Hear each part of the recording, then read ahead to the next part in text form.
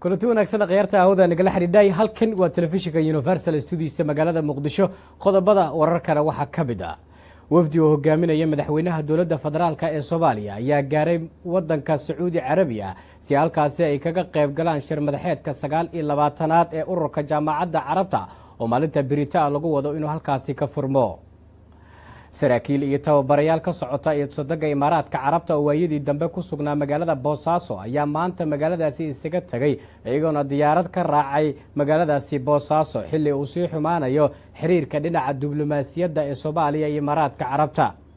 kulan lagaga hadlayay dhamaystirka qabyo qoraalka dastuurka Soomaaliya ayaa lagu qabtay magaalada Kismaayo waxaana halkaasi ku sugan wasiirka wasaaradda dastuurka xukuumadda Soomaaliya akhbaraadka caalamkana waxa ka mid ah dawladda wadanka Ruushka ayaa waxa ay daandaansi ku tilmaamtay dagaalada ay hogaaminayo Mareykanka isla markaana la doonayo in lagu qaado wadankaasi Suuriya intaasi waa qaar ka mid ah qodobada warka u diyaar garooba warkaasi oo faahfaahsan oo aan idin sii akhriyo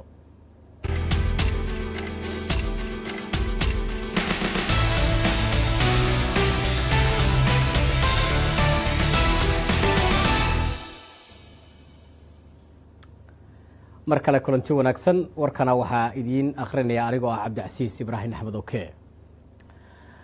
madaxweynaha dawladda federaalka ee Soomaaliya iyo wafdi hogaaminaya ayaa gaaray wadanka Sacuudi Carabiya si halkaasi ay kaga qayb galaan shir madaxeedka 29aad ee ururka jaamacadda Carabta oo lagu wado in maalinta Biritaa uu ka qabsoomo wadankaasi Sacuudi Carabiya madaxweynaha iyo wafdi hogaaminaya ayaa saakadii hore ka ambabaxay garoonka diyaaradaha aadan cadde ee magaalada Muqdisho waxaana wafdiga madaxweynaha uu hogaaminayay ay gaareen magaalada wadankaasi Sacuudi Carabiya halkaasi oo ay ku soo dhaweeyeen madaxda dalkaasi Sacuudi Carabiya madaxweynaha iyo wafdigiisa markii uu tagay magaalada Riyaad ee wadankaasi Sacuudi Carabiya waxa ku soo dhaweeyay mas'uuliyiin sarsare oo ka tirsan dawladda dalkaasi Sacuudi Carabiya waxaana ujeedada wafdiga uu madaxweynaha hogaaminaya ay tageen wadanka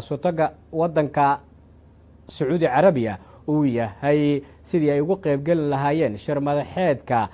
29aad ee ururka jaamacadda Carabta kaasi oo intiisa badan lagaga hadli doono arrimaha amniga gaar ahaan wadankaasi Yemen agaasimaha warfaafinta ee madaxtooyada Soomaaliya wafdigaasi qaybka Cabdinuur Maxamed Axmed ayaa wariyaasha faahfaahin ka siiyay socdaalka madaxweynaha uu ku tagay wadanka Sacuudi Carabiya iyo shirarka jaamacadda Carabta ee halkaasi Biritaa ka furmaya oo madaxweynaha ka qayb galayo iyo ujeedada Soomaaliya shirkaasi qaybka ay ugu tahay iyo waxyaabaha markaasi lagu soo qaadi doono intuba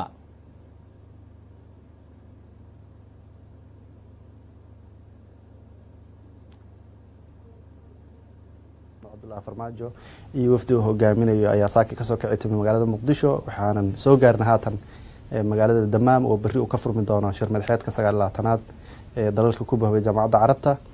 ajendayaasha shirka aad u fara badan yihiin waana kuwa khuseeya dalalka ku bahway ururka jaamacadda Carabta ee Soomaaliya qayb ka tahay shirka oo bari furmi doona waxa ka horeeyay shirkii golaha wasiirada oo wasiirkan arrimaha dibadda Axmed Ciise Caawud uu ka qayb galay kaas oo lagu lafaguray ajendayaasha shirka lagu dhameystiri doona markana Boosaaso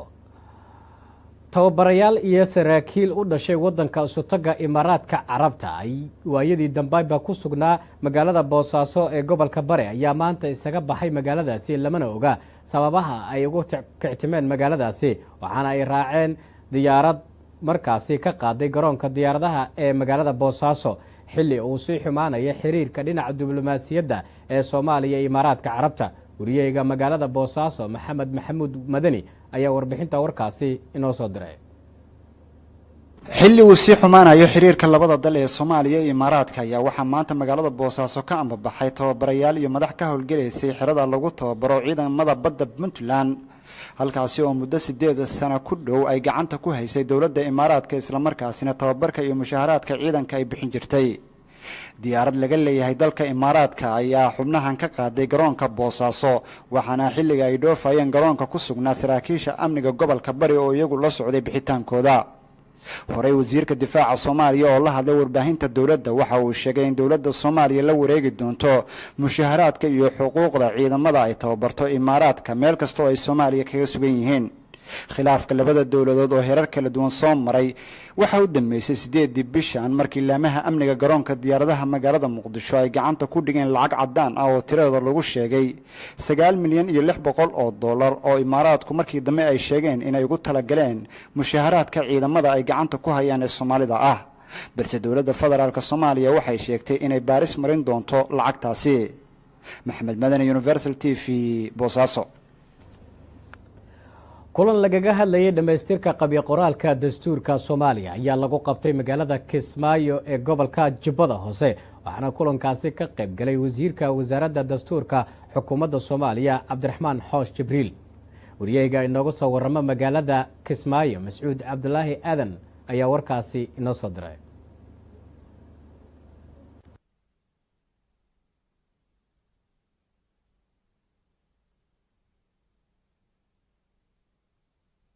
guddiga arrimaha dastuurka ee dowlad goboleedka Jubbaland ururada bulshada ku dhaqan magaalada Kismaayo waxaana kulamadani diiradda lagu saarayay sidii dastuurka loo daadajin lahaa isla markaana loo gaarsiin lahaa degmooyin iyo tuulooyin badan oo ka tirsan Jubbaland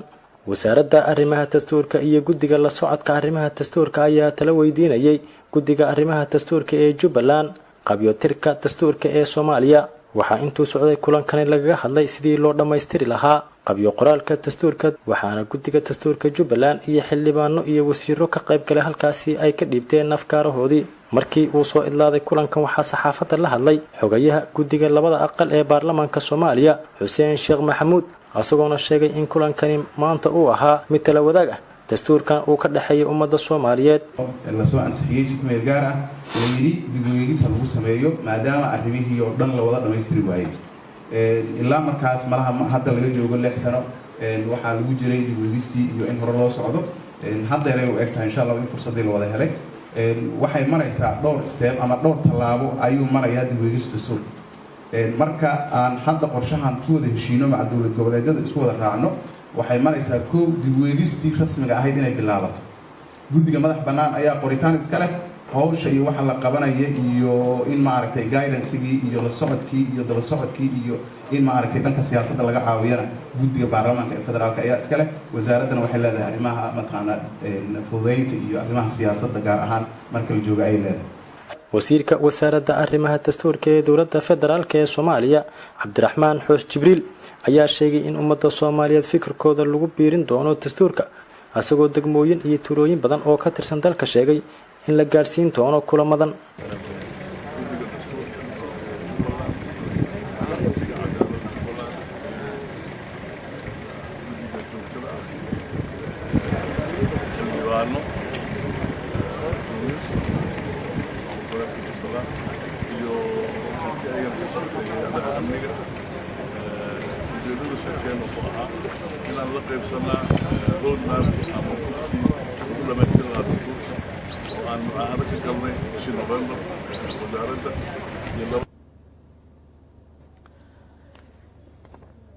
shir lagaga hadlayay ammaanka badaha Soomaaliya oo ay ka qayb galeen inta badan wasiirada heer federaal iyo heer dowlad goboleed ee badaha iyo cadaaladda ayaa maanta lagu qabtay magaalada Muqdisho waxaa sidoo kale inta shirkaasi ka qayb galay ra'iisul wasaare ku-xigeenka Soomaaliya sida warbixinta warkan uu inoogu eegayo wariyayga Munasar Maxamed Cabdi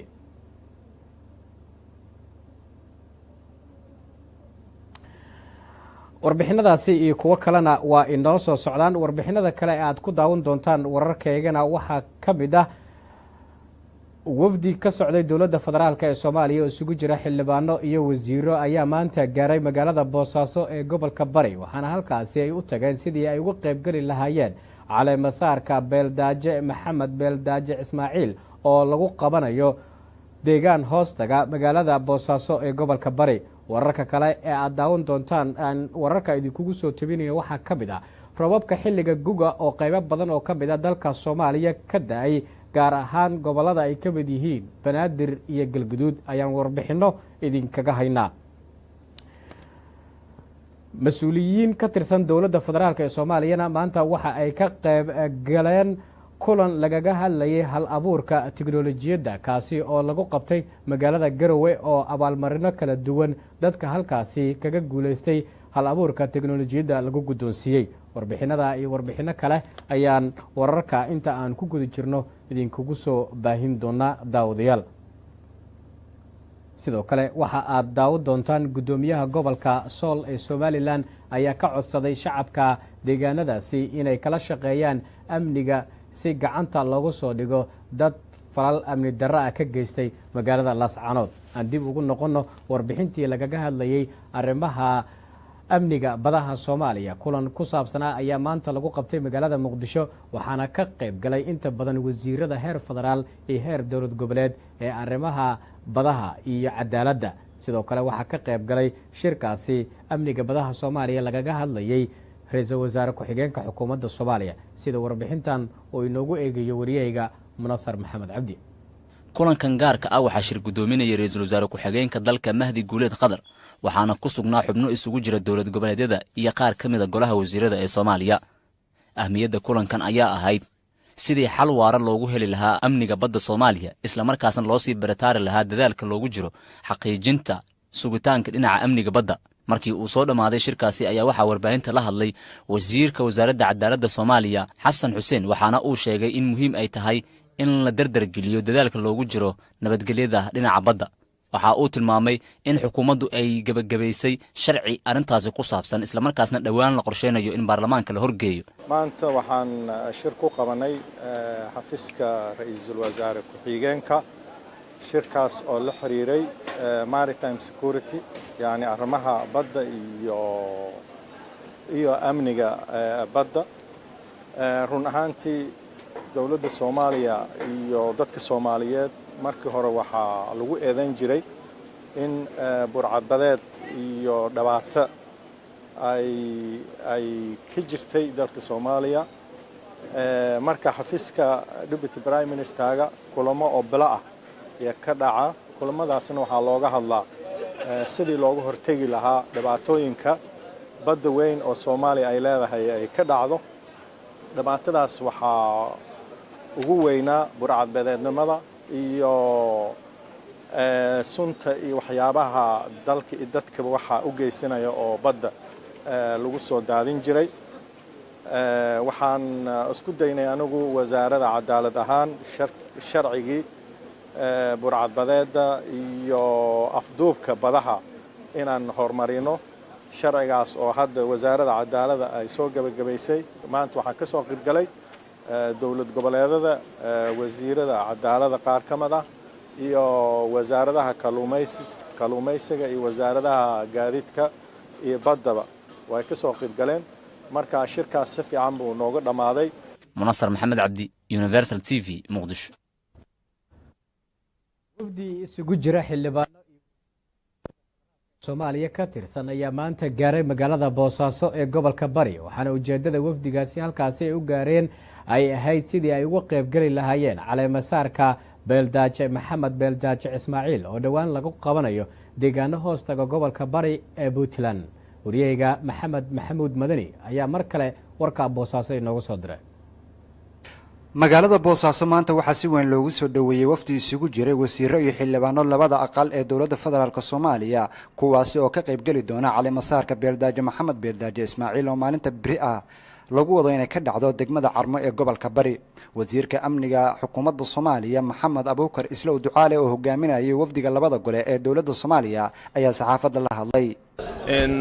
waxuu wafdiga ka socdo xukuumadda anani hogaaminayo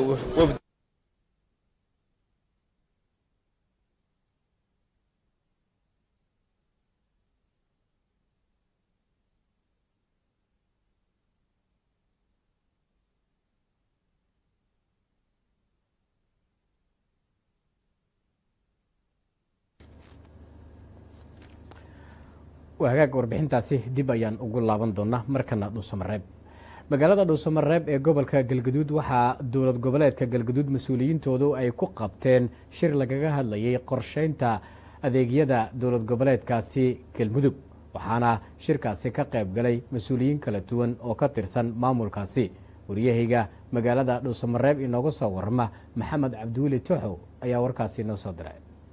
shirkan looga hadlayo qorshaha dowlad goboleedka Galmudug ayaa maanta si rasmi ah uga furmay magaalada Dhuusamareeb ee caasimadda Galmudug waxaana shirkani ka qayb galay madaxa xukuumadda Galmudug Sheekh Maxamed Shaakir Cali Xasan wasiiro xildhibaano ka tirsan maamulka Galmudug qodobada ugu waaweyn ee shirka looga hadlayo ayaa waxaa ka mid ah qorsheynta adeegyada aasaasiga ah sida caafimaadka waxbarashada amniga dhaqaalaha dhismaha wadooyinka iyo arrimo kale dhammaan mas'uuliyiintii ka soo qayb galay shirka ayaa sheegay inay soo dhaweynayaan qorshahani isla markaana ay geynayaan deegaanada dowlad goboleedka Galmudug wasiirka wasaaradda qorsheynta Galmudug Cabdixakiin Cali Guure iyo wasiiru dowlaha wasaaradda qorsheynta Galmudug Cabdiraxmaan Maxamed Cusmaan ayaa waxay sheegeen in Galmudug aysan shaqayn karin haddii aan la helin qorshe sax ah kusoo dhawaada munaasabadan shirkan maanta aan ku qabanayno oo ah istaraatiiji balaankii ama state government balaankii Galmudug sareeyay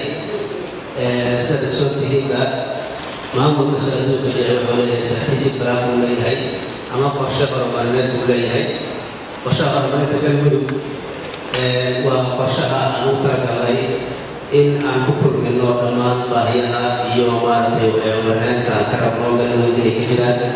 waan halbeega lagu cabiri karo horumarka uu leeyahay si kasta ama maamulka soo jira sida uu wasiirku u sheegay institution walba iyo company walba iyo dowlad walba iyo maamul walba iyo guri marka laga soo bilaabo wax walba waxay leeyihiin qorshe hawleed ay ku socdaan sidaas dowladdu waa qoyska ballaartay oo wasaarada yeeshay oo xildhibaano yeeshay oo golayaal kala duwan yeeshay ma dhaqmi karo mana socon karo haddii uusan yeelan qorshe hawleed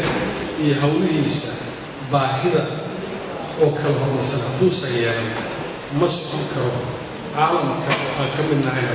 madaxa xukuumadda dowlad goboleedka Galmudug Sheekh Maxamed Shaakir Cali Xasan oo shirka furay waxa uu madaxdii ka soo qayb gashay shirka ugu baaqay inay si horumariyaan barnaamijka looga hadlayo ayaha Galmudug wasaaradihii matalahayay labada dhinacba waa ku fadhisaan waxaan rajaynayaa shirkii soo socon jiray oo hore u soo socon jiray oo markaa laga shirahaya sidii baleen loogu dejin lahaa istiraatiiji ah howl maalmeedkeedii ay qaban lahaayeen wasaaraduhu shirkan oo ku saabsan samaynta istiraatiijigii ay ku shaqayn lahaayeen wasaaradaha Galmudug howl maalmoodkooda ay ku gudan lahaayeen hadhowna lagula xisaabtami lahaa waxqabadkooda waxaa markaa laydinkaga fadhiyaa in aad si wanaagsan u gudataan hawshiinaas muddada shirku soconayo 4 maalmood ama wax la mida weeye muddadaas inaad maskaxdiina kulmisaan aad ugu fakartaan wixii aad markaas aad iyo aad isugu afgarataan. maxamed cabdiweli tooxow TV-ga Universal Dhuusamareeb. maasan tooxow markana Boosaaso mas-uuliyiin ka socday jaamacadda Bahri University ee dalka Suudaan oo xiriir dhanka waxbarashada ala leh jaamacado badan oo ku yaala Soomaaliya ayaa maanta gaaray magaalada Boosaaso sida warbixintan mar kale inoogu eegayo wariyahayga magaaladaasi Maxamed Madani. wafdigan oo ka kooban xubno kala duwan oo ka socday jaamacadda Bahri University ee dalka Suudaan isla markaasina uu hogaaminayay gudoomiyaha jaamacadda Bahri University Professor Ayuub Aadan Maxamed ayaa waxa magaalada Boosaaso ku soo dhaweeyay maamulka iyo macallimiinta jaamacadaha kala ah Bariga Afrika iyo Badda Cas ugu horreyn gudoomiyaha jaamacadda Bariga Afrika Aadan Sheekh Doon iyo gudoomiyaha jaamacadda Badda Cas Cabdullaahi Sheekh Xasan ayaa saxaafadda la hadlay waxyaabaha ay u qabteen waxa ka mid ah jaamacadda Bariga Afrika in arday dhigata kulliyadda caafimaadka gaar ahaan xoolaha inay siiyaan tababaro sanad kasta oo xagaa kasta 3 bilood ah halkaas oo ardaydu ku soo tababarto marka aad iyo aad baan ugu mahadcelinaynaa waxaan farxad noo ah inaanu soo dhaweyno oo ku soo dhaweyno halka annagoo u dhan labada jaamacadoodba. waxaan maanta soo dhaweynay wafdi aad u ballaaran annagoo ah jaamacadaha bariga afrika iyo jaamacadda badda cas. wafdigaas ka soo xada jaamacadda baxri suudaan oo jaamacad weyna. wafdigaas oo ka kooban 3 gudoomiyihii jaamacadda ku-xigeenkiisii oo ah gudoomiyaha camiidka kuliyadda tibbi iyo camiidka hormuudka kuliyadda xanaanada xoolaha. waan soo dhaweynay waxaan rajaynaynaa insha Allah ziyaaradan inay noqoto ziyaaro midho dhasha oo jaamacadaha gobolka ka faa'iido. Professor Ayuub Aadan Maxamed oo ah gudoomiyaha jaamacadda Bahri University ee dalka Suudaan ayaa ka hadlay madasha lagu soo dhaweeyay. nahnu saaciidiin من جامعة بحري وأن نكون ضيوف في هذا اليوم السعيد ضيوف الإخوة في الصومال خاصة مدينة بوساسيو. وأتينا إلى هذه البلدة الطيبة بدعوة كريمة من إدارة جامعة شرق أفريقيا وجامعة البحر الأحمر. وأتينا متحمسين لبناء علاقات متينة. ونحن نعلم بأن الشعب السوداني والشعب الصومالي لهم علاقات قوية ومتينة ضاربة في الجذور تعود إلى آلاف السنين. jaamacadda Bahri University oo saldhigeedu yahay dalka Suudaan ayaa xiriiro dhanka waxbarashada waxa uu ka dhaxeeya qaar ka mid ah jaamacadaha ku yaala Soomaaliya. Maxamed Madani, Universal TV, Boosaaso. gudoomiyaha gobolka Sool ee Somaliland ayaa shacabka deegaanadaasi ka dalbaday in ay gacan ka geystaan isla markaana laamaha amniga ay kala shaqeeyaan sidii gacanta loogu soo dhigi lahaa dad uu sheegay inay falal amni darro ka geysteen magaalada Laascaanood ee gobolkaasi Sool. wariyahayga Xamse Raadey ayaa warkaasi inoo soo diray. maalmihii ugu dambeeyay Laascaanood waxaa siyaabo kala duwan ugu geeriyooday shakhsiyaad caan ka ahaa magaalada Laascaanood ee xarunta gobolka Sool, kuwaasi oo aysan jirin ilaa hadda cid loo soo qabtay dilalkooda. shakhsiyaadkaasi waxay ku hawbteen dilal maleegan kuwaasi oo lagu dhex dilay bartamaha magaalada Laascaanood ee xarunta gobolka Sool. gudoomiyaha gobolka Sool Cabdi Khayr Dirir oo la hadlayay warbaahinta qaar ayaa sheegay in shacabku ay la shaqeeyaan laamaha ammaanka si ay u fududaato in la soo qabto dadyoga caadaystay dilalka maleegan ee ka dhaca magaalada Laascaanood. gudoomiyuhu sidoo kale waxa uu sheegay in aysan suurtagal noqon karin in la soo qaban kari waayo dadkii geystay dilalkaasi haddii shacabku ay la shaqeyn lahaayeen laamaha ammaanka. shacabka reer Laascaanood waxaan leeyahay waan ognahay in aanooyinku ay soo noqnoqdaan mararka qaarkood haddii aydnan maamulka la shaqayn, haddii aydnan laamaha amniga la shaqayn, haddii aydnan wax dilaya sheegin, haddii aydnan meeshu markuu maraya aydnan sheegin, haddii aydnan mataqaana gaariga lagu qaaday aydnan sheegin oo laamihii amniga iyo maamulka aydnan xogta siin, wardi waxa weeye wax qabashadii iyo soo qabashadii way kala maqan tahay. maamulku waxa uu kula shaqeeyaa oo ku tirsan yahay shacabkiisa. maamulka waxa indhaa u ah ee dhigaha u ah ee tilmaama ee gacan ku dhiglaha sheega ee dambiilaha sheega ee tilmaama waa shacabka deegaanka ee magaalooyinka degan ee mataqaana nool ee waxa weeye xilkaska ah. intiiba haddii laydinka leeyahay oo hortiinii dadkii lagu leynayo haldoolka oo hortiina uu ninka ku baxsanaya gacan ku dhiglaha oo idin sii dhex marayo oo idin sii hooynayo oo warkii lagu hawlgeli lahaa ama lagu mataqaana lagu dagaalgalay ayna sheegayn tilmaada riyaalow waxa way wax qabadkaygu wuxuu noqonayaa nusqaan buu noqonayaa. annaguna waa dhaliilnaana idinkuna dhaliish waa nala qabtaan. war waxaan leenahay waraan nusqaashano annagu haddaanu maamulka nahay waad ogtihiinoo dee gacan ku dhigilayaasha waa qabanaa oo kuwa horaanu qabannay oo markhaatiha ka tihiin oo waxa weeye waad ogtihiin inta aanu gacan ku dhigla qabanay ee gobolka dhibaatada ka geystay. haddii midhiya laba baxsadeen oo kaana idinku aad ka shaqayn weydeen dee eeddi keliga ee qaadmayno dhammaantoon wada qaadanaa. Xamse Raadeye, Universal TV, Laascaanood. shirkadda duulimaadyada diyaaradaha ee Ocean ayaa markii ugu horeysay deegaanada Puntland ka bilowday diyaarad weyn oo qaadaysa markiiba 100 qof oo rikaab ah oo kala gooshi doonta Muqdisho, Garowe iyo dalka dibadiisa. wariyahayga Cabdifataax Cabdulaahi Farax oo magaalada Garowe inooga soo warama ayaa warkaa inoo soo diray. shirkadda duulimaadyada diyaaradaha Ocean ayaa markii ugu horeysay Puntland ka hirgelisay diyaaradaha waaweyn ee awoodda u leh inay qaadaan halkii mar in ka badan 100 qof. diyaaradan ayaa ka soo degtay garoonka diyaaradaha General Maxamed Abshir Muuse Habaan magaalada Garowe. diyaaradan ayaa isaga kala safri doonta magaalooyinka dalka iyo sidoo kale dalka dibadiisa. cabdiqani maxamed cali gudoomiyaha shirkadda Ocean ayaa ugu horeyn ka warramay baahida loo qabay diyaaradan iyo waxyaabaha xilligan ku soo beegay inay Puntland ka hirgeliyaan. ugu horeyn maanta waxay sharaf weyn noo tahay baahda Ocean Airline in markii ugu horeysay diyaarad jet ah oo Fokker 100 ah ay maanta nooga soo degto garoonka caalamiga ah ee Garowe. maanta waxaan u dabaaldegaynaa in garoonkii uu weynaaday baahidiina ay ballaaratay ballaadka baahidaana aan kaga soo jawaabnay inaan la jaan qaadno oo aanu u keenno qalab iyo agab ku filan. diyaaradihii waxaad moodaa inay baahidoodii ay ka badnaatay, haddana loo gudbay diyaarado waaweyn oo jet ah. Oceanna waa diyaaraddii ugu horeysay ee diyaarad jet ah ka soo dejisa commercial jet flight ka soo dejisay magaalada Garowe. hore waxaa la socotaan Ocean Airline waxay ahayd diyaaradda kaliya ee timaada ama ay tahayba ilaa hadda diyaaradda kaliya ee timaada Garowe every day, maalin walba waxaan ka ahayn maalinta Jimcaha mooyaane. awalba annaga waxaan u taagnay suxilqaanka ka jawaabidda baahida shacab weynaha Soomaaliyeed ama gaar ahaanba shacabka reer Puntland. Oceanna maanta sharaf bay u tahay inay noqoto diyaaradda ugu horeysay ee ka jawaabta baahida.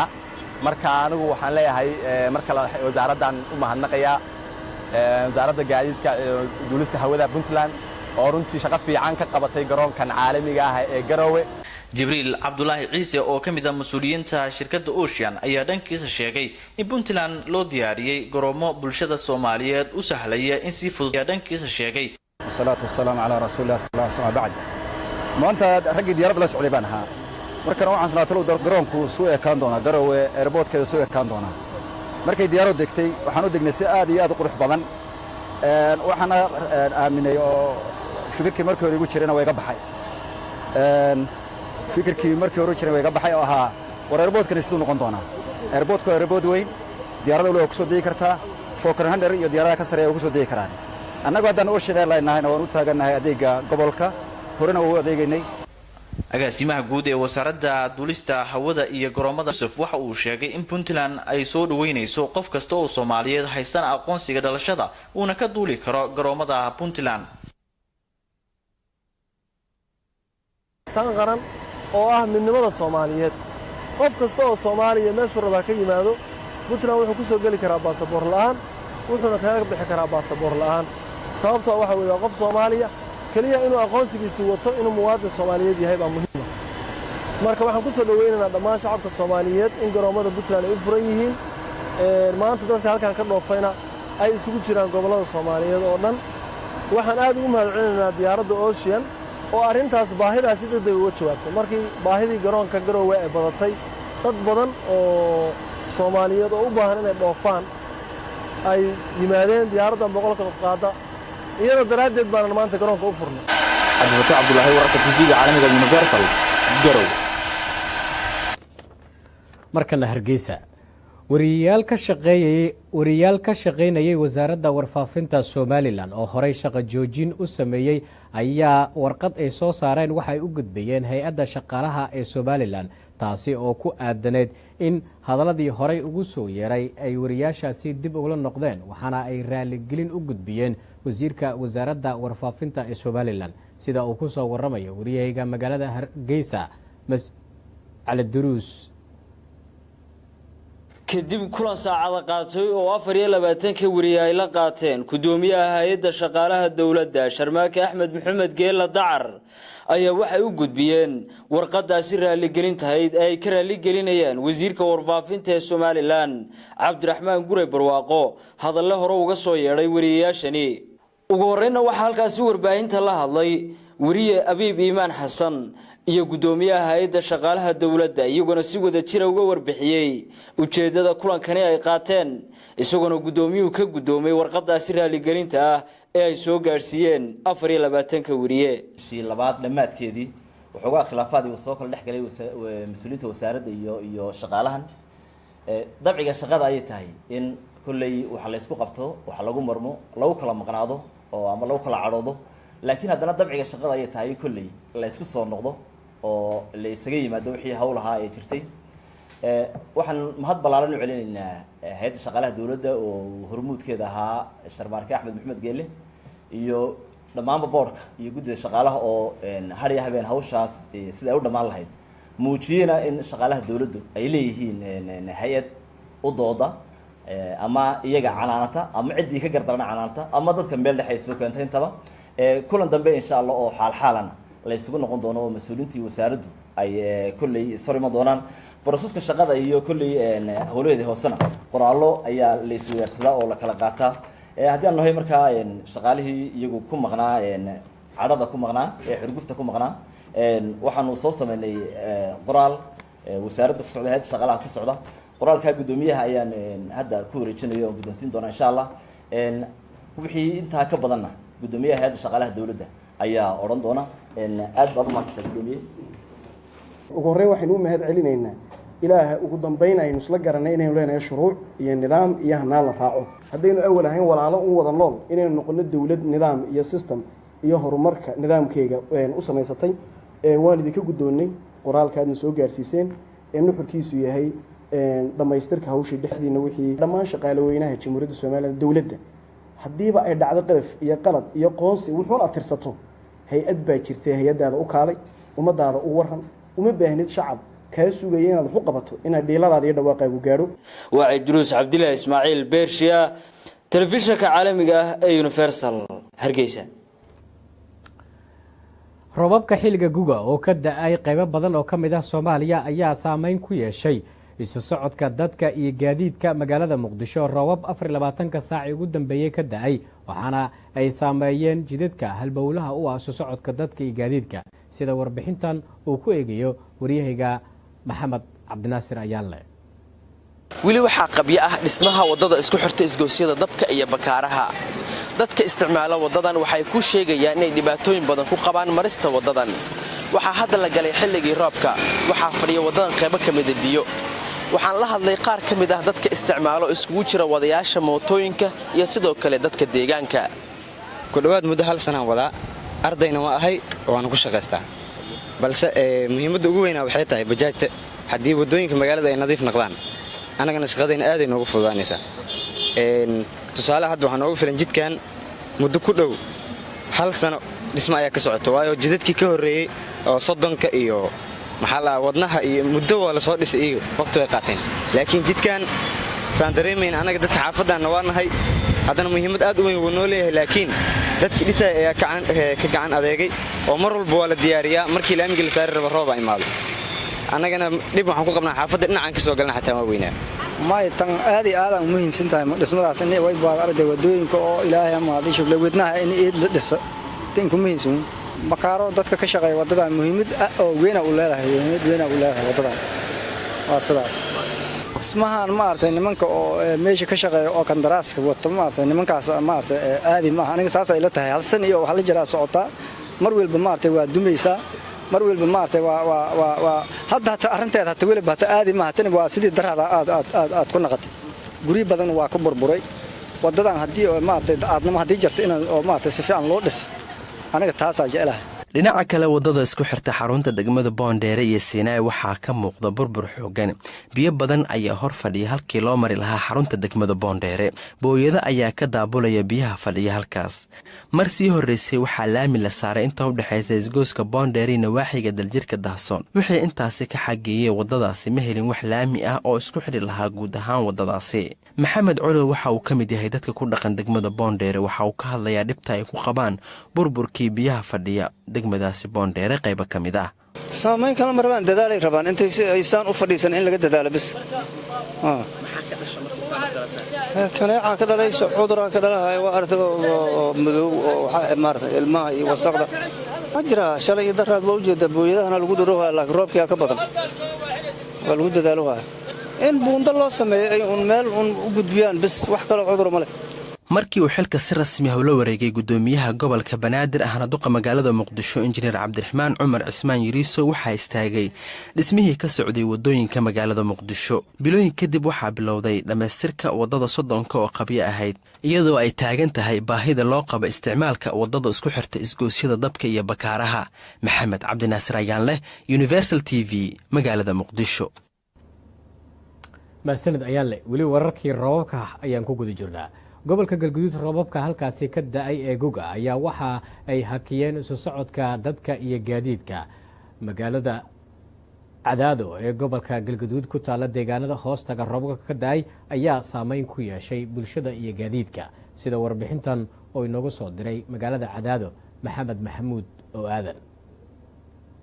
roobabkan oo saacadihii lasoo dhaafay ka da-ayay deegaano ka tirsan gobolada mudug iyo galgaduud ayaa habeenkii xale ahaa biyo dhigay magaalada cadaado iyo deegaanada ku dhadhow. roobkan oo ahaa mid aad u xoogan ayaa saameyn ku yeeshay isku socodka dadka iyo gaadiidka, maadaama biyo fara badan ay galeen wadooyinka qaarkood. sidoo kaleete biyuhu waxay buux dhaafiyeen harooyinka magaalada ay biyuhu galaan, waxaana la arkayay dadweyne fara badan oo u soo banaanbaxay goobaha ay biyo galeen. qaar ka mid ah dadka ku dhaqan magaalada cadaado oo la hadlay TV-ga Universal ayaa sheegay inay ku faraxsan yihiin raxmadda Alle oo ku manaystay maadaama jiidaal uu ka jiray deegaanka. ilaahay nimco uu nasiiyay, barwaaqo ilaahay noo keenay, ilaah baan uga mahadinaynaa alxamdulillaah rabbil caalamiin. roob baan noo daayay xalay, subax wanaagsan weeye. subaxda aad iyo aad baan saaka u faraxsannahay. dalka iyo dadku way ku raysteen, qabow iyo raaxana waa dareemaynaa. maasha allah alxamdulilah rabbil caalamiin. waa roob degnay, waa barwaaqowda carradu sida aan rabnaana ay noo noqotay. ayaantan oo dhan kulayl baa jiray, saaka waa qabow, jawigu waa degan yahay. sida aan dareemayna maanta aad iyo aad ayaan waxaan uga hambalyaynay raxmadda ilaahayna siiyey. sida aad u jeedaan halkaani waa haraale oo aad iyo aad u buuxsantay.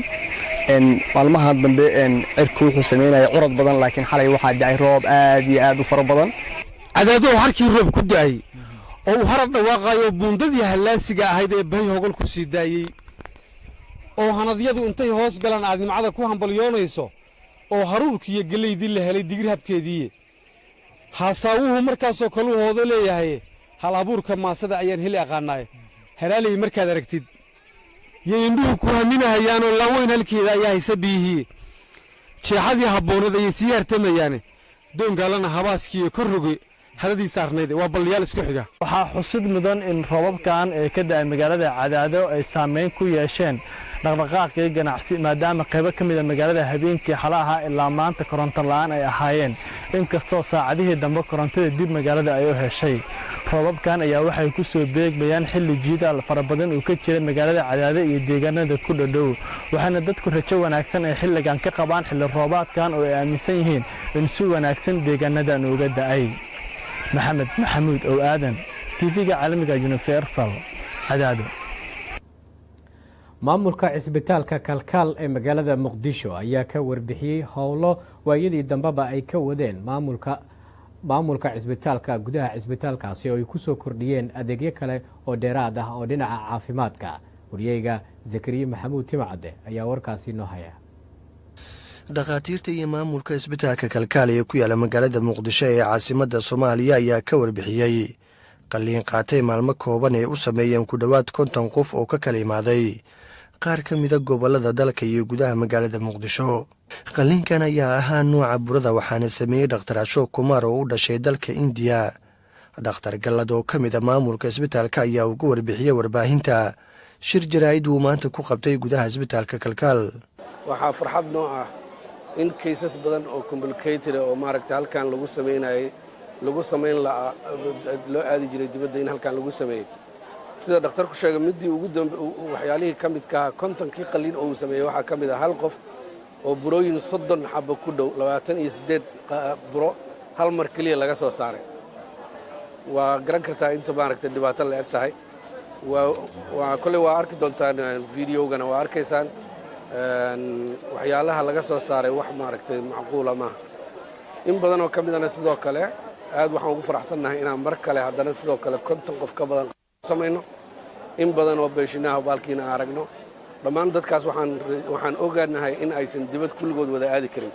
dhakhtar ashook kumaar oo u dhashay dalka indiya ayaa dhankiisa la hadlay warbaahinta, waxaana uu sheegay in soomaaliya u imaaday in wax badan uu ka caawiyo cisbitaalka kalkaal si dadka ay ugu maarmaan aadista dalka indiya. We have the latest equipments available now and we have finished everything in laparoscopy. And I'm very sure all these women, if they wanted to become pregnant, they have to come all the way to India. And The Kalkal Hospital has provided such a great infrastructure to the people of Mogadishu and Somalia that we could cover up everything, and out of 50 patients we had very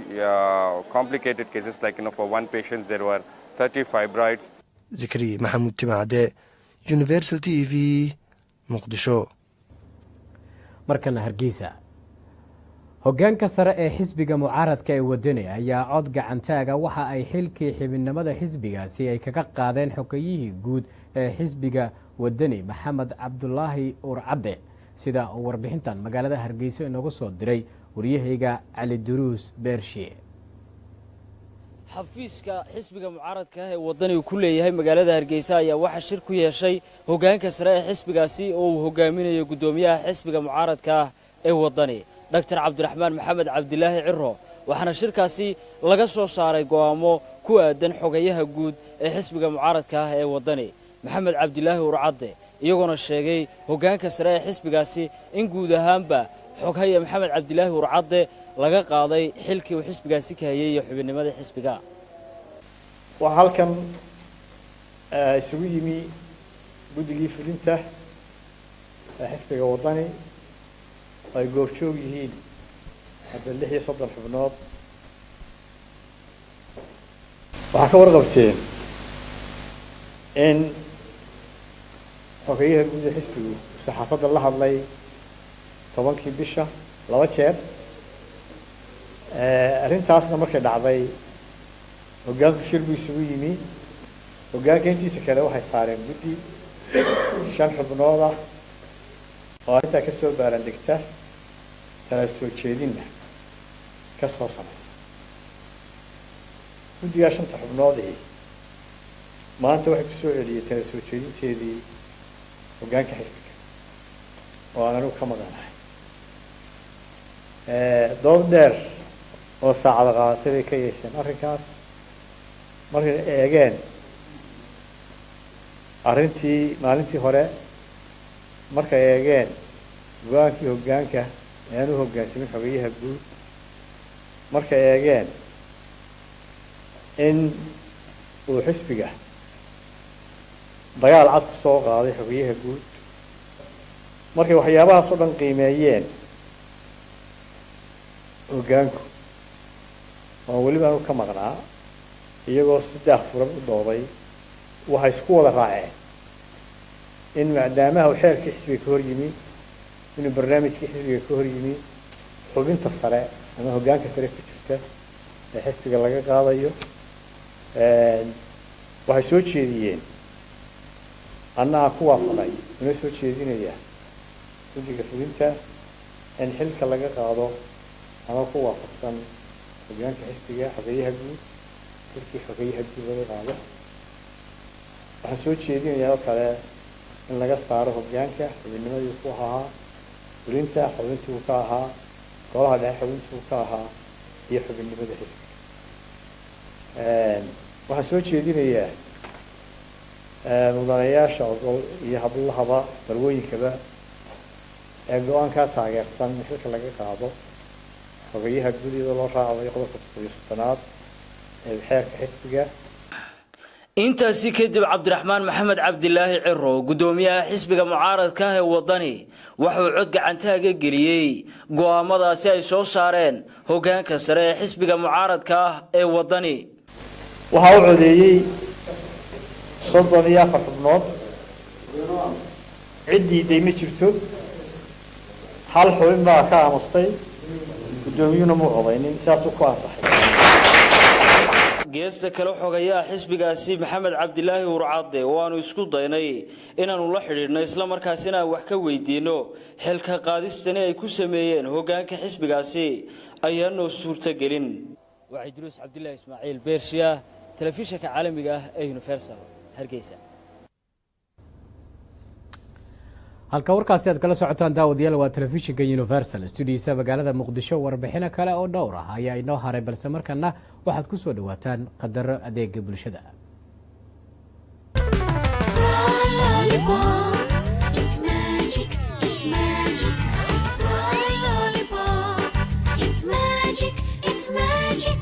Tasty, tasty, orange and lemon. Yummy strawberry, milk and lychee. It's the magic of Prime Lollipop. The magic of fruits. Prime Lollipop.